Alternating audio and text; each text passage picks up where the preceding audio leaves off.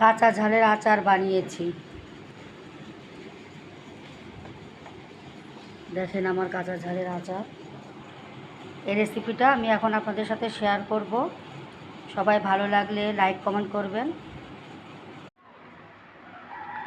আসসালামু আলাইকুম, কেমন আছেন সবাই?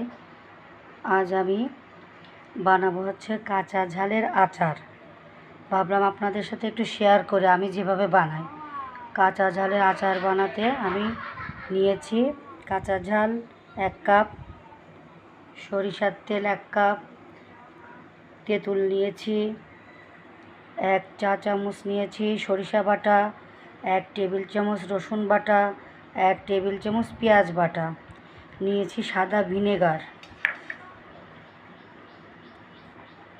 এখানে আছে ধনিয়া গুঁড়া, জিরা গুঁড়া, কাশ্মীরি লাল মরিচ